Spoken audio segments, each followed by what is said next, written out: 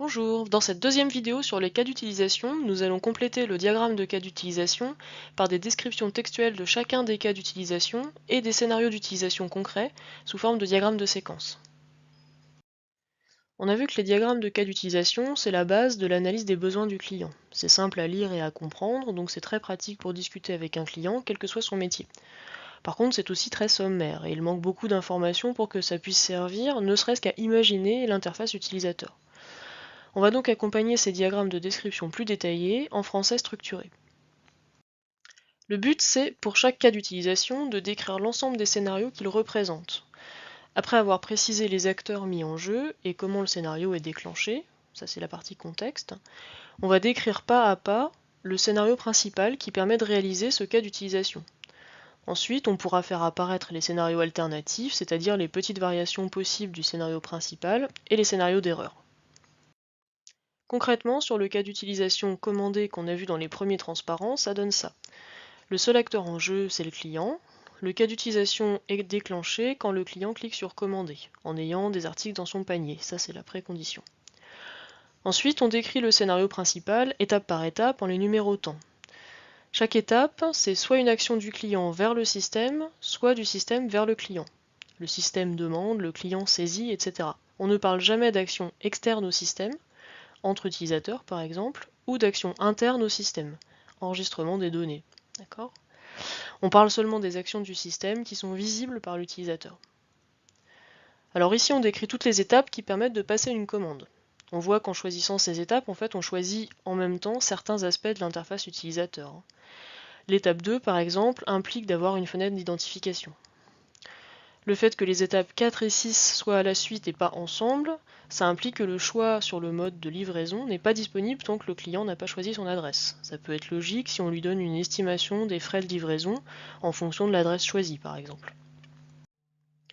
On voit ensuite que le choix du mode de paiement n'est possible qu'une fois le mode de livraison choisi et le montant total calculé. Peut-être qu'il y a encore une dépendance entre les modes de paiement possibles et le total de la commande. Donc on voit que chaque étape a des conséquences sur la manière dont le système devra être réalisé pour satisfaire les exigences du client. On peut ensuite montrer les variantes en créant des branches depuis le scénario principal. Si par exemple à l'étape 2 le client a saisi un mauvais mot de passe, au lieu de suivre l'étape 3, le scénario va continuer en suivant l'étape 3A, dans laquelle l'erreur est signalée et le client est invité à recommencer. Si à l'étape 4, le client choisit de saisir une nouvelle adresse de livraison, le scénario suivra l'étape 4A pour reprendre le scénario principal à l'étape 5, etc.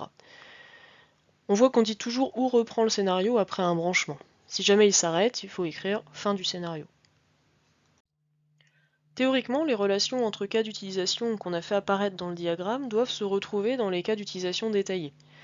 Par exemple, on dit dans le diagramme que s'identifier est un cas inclus dans commander, donc il doit y avoir quelque part dans le scénario de commander le déclenchement du cas d'utilisation s'identifier.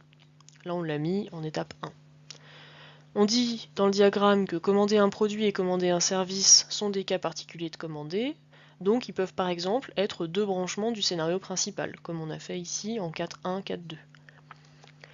Enfin, on dit qu'il est possible de prendre une assurance pendant la commande, donc on peut avoir un branchement optionnel vers le morceau de scénario souscrire une assurance depuis le scénario principal.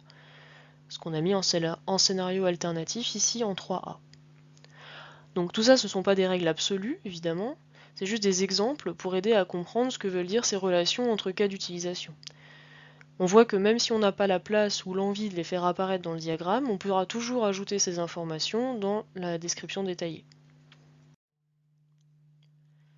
Un dernier outil qu'on peut utiliser pour réfléchir aux cas d'utilisation du système, ce sont les diagrammes de séquence. Un diagramme de séquence, ça permet de représenter des échanges de messages entre plusieurs entités. Ici, on va représenter les cas d'utilisation comme des échanges entre les acteurs et le système. Alors ici, un client déclenche le cas d'utilisation commandé et reçoit en retour un message du système disant que la transaction a réussi et un email de confirmation. On ne détaille pas les étapes du scénario puisqu'on l'a déjà fait dans la description textuelle. Alors d'un point de vue syntaxe, on voit que l'action qui déclenche le cas est sur une flèche pleine, alors que les réponses sont sur des flèches en pointillés.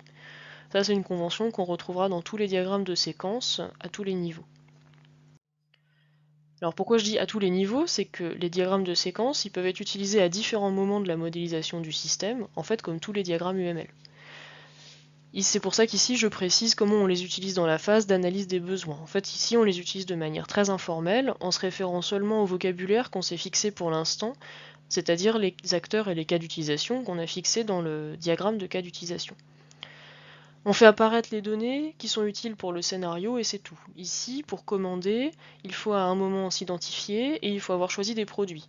On pourrait aussi ajouter l'adresse, le mode de livraison, etc. si ça a du sens pour ce qu'on veut montrer. Alors justement, qu'est-ce qu'on veut montrer dans ces diagrammes de séquence? Ce qu'on ne pouvait pas montrer avant avec les autres diagrammes, c'est-à-dire les articulations entre les cas d'utilisation. On va enchaîner les cas d'utilisation dans des scénarios concrets en remplaçant les variables par des valeurs concrètes. Par exemple, on a dit dans le scénario détaillé de commander qu'il pouvait y avoir une erreur d'identification si le client n'est pas enregistré. Ce qu'on peut montrer dans un scénario d'utilisation concret, c'est que si Sam s'enregistre avec le mot de passe 1, 2, 3, 4, 5, alors il pourra commander l'article qu'il a choisi, ce qu'il ne pouvait pas faire tant qu'il n'était pas enregistré. D'un point de vue syntaxe, on voit que pour bien expliquer le diagramme, on a ajouté des commentaires. En UML, les commentaires, c'est des petits rectangles avec un coin plié, reliés au diagramme par une ligne en pointillé, quel que soit le diagramme. Une autre remarque de syntaxe, on voit que le client, l'acteur client qui s'appelle Sam, apparaît comme Sam client souligné, pour montrer que Sam est une instance de client. Ça aussi, c'est une syntaxe qu'on retrouvera souvent en UML, donc autant s'y habituer tout de suite. Le système aussi est instancié, même si son instance n'a pas de nom. Voilà un autre exemple de scénario concret dans un autre système qui est ici un forum pour les gens qui aiment les fruits. Bon. Ce qui est important ici, c'est de voir qu'on ne représente que les interactions entre chaque acteur et le système et jamais entre les acteurs ou au sein du système.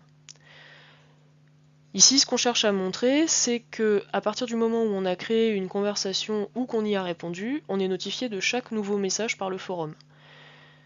Et on voit que c'est bien le cas d'utilisation répondre qui déclenche deux réactions du système, notifier l'auteur que sa réponse a été prise en compte et publiée, et notifier les autres participants à la discussion qu'il y a eu un nouveau message. On voit bien que le système ne fait rien par lui-même, toutes les flèches qui partent du système sont en pointillé. Il ne fait quelque chose qu'en réaction à ce qu'ont fait les acteurs. Voilà pour les cas d'utilisation. Donc pour bien mener une phase d'analyse des besoins du client, les diagrammes de cas d'utilisation sont essentiels, mais ils ne servent à rien s'ils ne sont pas accompagnés d'une description textuelle détaillée et de quelques scénarios d'utilisation bien choisis qui permettent de mettre en avant les points particuliers du système.